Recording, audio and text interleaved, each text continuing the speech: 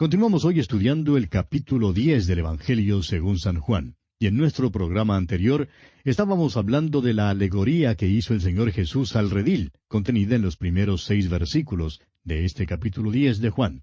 Y terminamos diciendo que en algunas versiones de la Biblia encontramos la palabra parábola aquí en el versículo 6. La palabra griega para parábola es parábole, y la palabra en este versículo es paroimía, que realmente significa alegoría. Señalamos también que el Evangelio de Juan no registra ninguna de las parábolas de nuestro Señor. Registra las metáforas y las alegorías, tales como yo soy la luz del mundo y yo soy el pan de vida. Y dijimos que estas no son parábolas, sino realidades. Son figuras para dejarnos saber algo acerca de Dios, y tienen por objeto darnos luz sobre la materia para que veamos. Y veremos, a menos que seamos ciegos como eran estos líderes religiosos. Por tanto, debe leerse así aquí. Esta alegoría les dijo Jesús, así como la versión Reina Valera la traduce. Pero vemos aquí que aún así los líderes religiosos no comprendieron lo que Jesús les decía.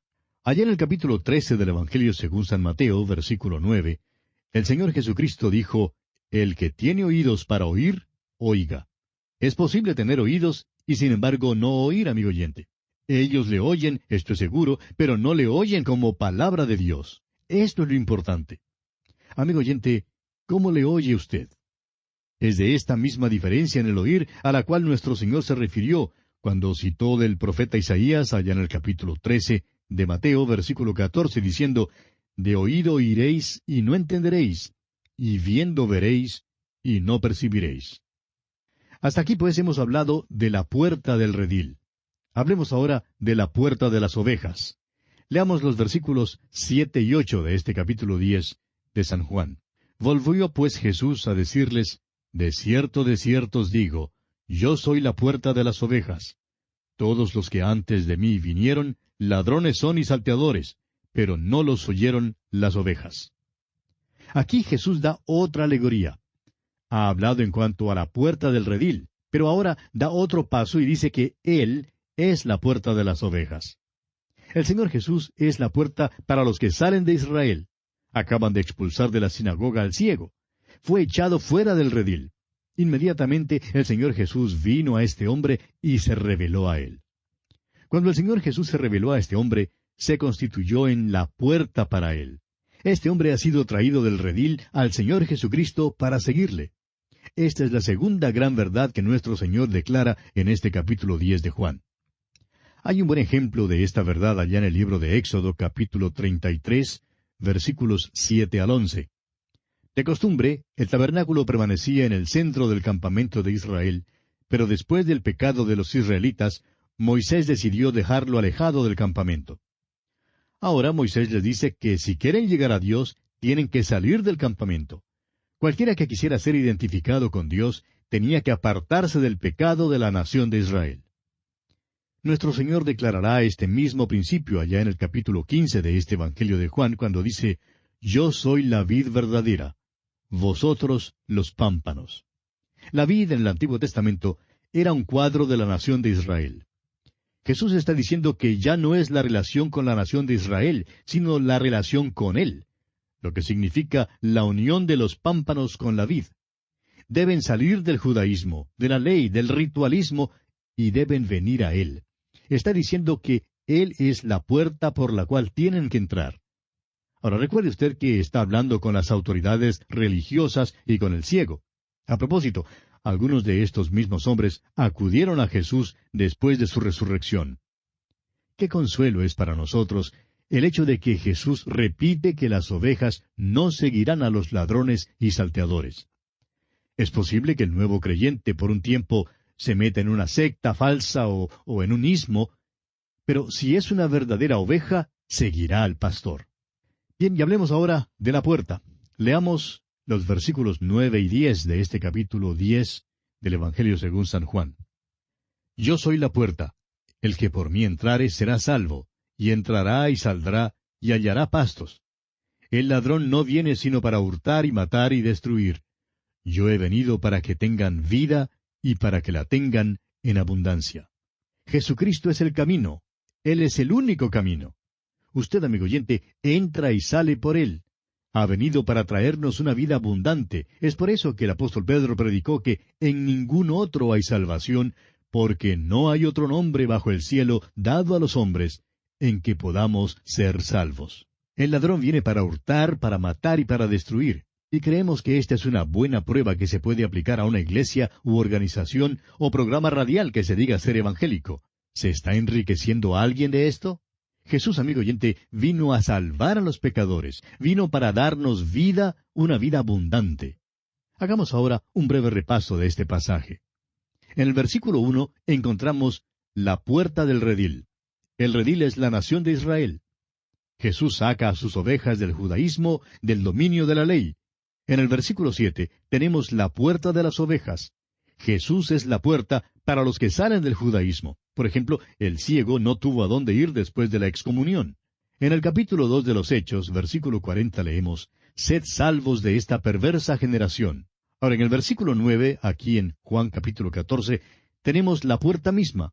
Él es la puerta de la salvación, tanto para el judío como para el gentil. En el capítulo 14 de este Evangelio de Juan, versículo 6, Jesús dice, «Yo soy el camino, y la verdad, y la vida. Nadie viene al Padre, sino por mí». Él es el camino hacia adentro. Él es el camino hacia el Padre. Él es la puerta de la salvación. Y llegamos ahora al cuarto punto de este mensaje de Jesús. El buen pastor. Leamos los versículos 11 hasta el 13 de este capítulo 10 de Juan. «Yo soy el buen pastor. El buen pastor su vida da por las ovejas. Mas el asalariado, y que no es el pastor, de quien no son propias las ovejas, ve venir al lobo y deja las ovejas y huye, y el lobo arrebata las ovejas y las dispersa. Así que el asalariado huye, porque es asalariado, y no le importan las ovejas». Ahora, ¿cómo es posible que Jesús sea la puerta y el pastor al mismo tiempo? Bueno, no había puertas como las que tenemos en las casas hoy en día, ni tenían candado para guardar el redil. El hombre que lo guardaba dormía atravesado en la puerta, de modo que él mismo era la puerta. Jesús no es solamente la puerta, sino que también es el que se queda allí mismo en la entrada. Él es la puerta que conduce a la vida eterna, y también es el que protege a los suyos. Jesús también es llamado el Cordero de Dios. Ahora, ¿cómo puede ser el Cordero de Dios y al mismo tiempo el buen pastor? Bueno, esto puede parecer una metáfora mixta, pero es una de las verdades más gloriosas en las Escrituras. Jesús es el Cordero de Dios que quita el pecado del mundo, conforme lo vimos en el capítulo 1 de este Evangelio, versículo 29. Bajó de la gloria y se identificó con nosotros los que somos las ovejas. El hecho de que llegó a ser un cordero acentúa la humanidad de Jesucristo. Al mismo tiempo, Él es el buen pastor. Solo Él es digno y poderoso para salvarnos, y para poder hacer esto, no dejó de ser Dios. Esto, pues, acentúa la deidad de Jesucristo.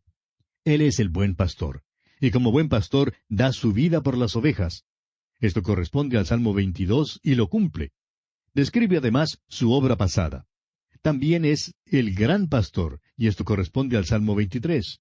Como dice el escritor a los Hebreos en el capítulo 13 de su carta, versículos 20 y 21, «Y el Dios de paz que resucitó de los muertos a nuestro Señor Jesucristo, el gran pastor de las ovejas, por la sangre del pacto eterno, os haga aptos en toda buena obra, para que hagáis su voluntad, haciendo Él en vosotros lo que es agradable delante de Él por Jesucristo, al cual sea la gloria por los siglos de los siglos. Amén». Su obra hoy es vigilar o cuidar a sus ovejas. Ahora también, Él es el príncipe de los pastores. Y esto corresponde al Salmo 24. El apóstol Pedro, escribiendo en su primera carta, capítulo 5, versículo 4, dice, «Y cuando aparezca el príncipe de los pastores, vosotros recibiréis la corona incorruptible de gloria». Cuando Él venga otra vez, amigo oyente, cuando aparezca el príncipe de los pastores, usted recibirá una corona de gloria. El asalariado no se preocupa por cuidar las ovejas. Los fundadores de las otras religiones del mundo hicieron muy poco por sus seguidores.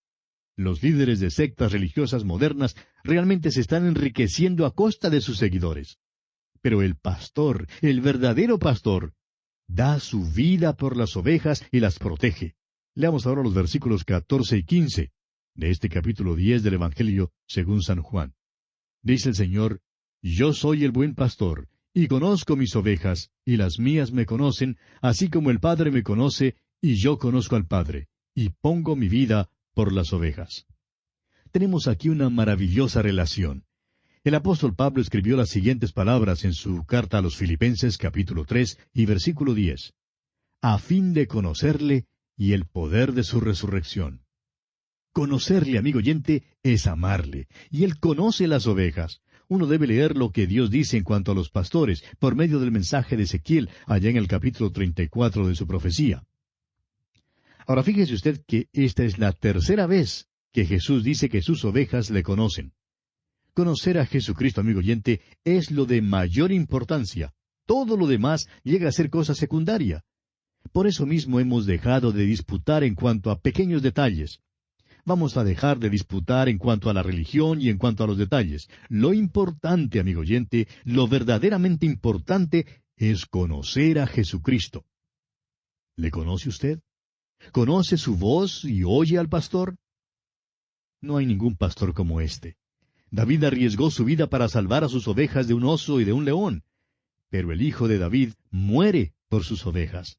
Fue a la cruz por sus ovejas y después las trae a la cruz para que sean salvas. Continuemos ahora con el versículo 16. También tengo otras ovejas que no son de este redil. Aquellas también debo traer y oirán mi voz, y habrá un rebaño y un pastor. Hay otras ovejas, las cuales no son de este redil, dice el Señor. Aquel redil era Israel. Pero estas otras también oirán su voz, y habrá entonces un solo rebaño y un solo pastor. Ha habido el redil de Israel, pero ahora habrá un solo rebaño que incluirá al judío, al gentil, al rico, al pobre, al siervo y libre, al varón y la hembra, al negro y al blanco. Es decir, gente de todas las naciones y de todas las lenguas y tribus. Continuemos ahora leyendo los versículos 17 y 18 de este capítulo 10 de San Juan. Por eso me ama el Padre, porque yo pongo mi vida para volverla a tomar. Nadie me la quita, sino que yo de mí mismo la pongo. Tengo poder para ponerla y tengo poder para volverla a tomar. Este mandamiento recibí de mi Padre. Dice que todo eso es la voluntad del Padre. El Padre le ama porque murió por nosotros. Nosotros también, pues, debemos amarle porque Él murió por nosotros. Ofreció su alma en ofrenda por el pecado. Durante estas 3 horas de tinieblas, Dios el Padre puso sobre Él el pecado del mundo y sufrió el castigo por usted y por mí, amigo oyente. El buen pastor dio su vida por las ovejas. El Señor Jesús declara aquí en el versículo 18, con toda claridad, que Él da su vida voluntariamente. Jesucristo mantuvo el completo control de cada aspecto de su propio juicio. Él fijó la hora de su muerte. Los judíos dijeron que no debía ser prendido ni muerto en un día de fiesta, porque podría desencadenar un alboroto del pueblo, pero es un hecho que fue crucificado en un día de fiesta. Nunca fue más majestuoso que cuando fue a la cruz, y si uno lee con cuidado los evangelios, amigo oyente, se da cuenta de que entonces en verdad el gobierno romano fue juzgado. La nación de Israel fue juzgada, y usted y yo, amigo oyente, fuimos juzgados. Él no tuvo que morir, sino que murió voluntariamente por los pecados de todo el mundo.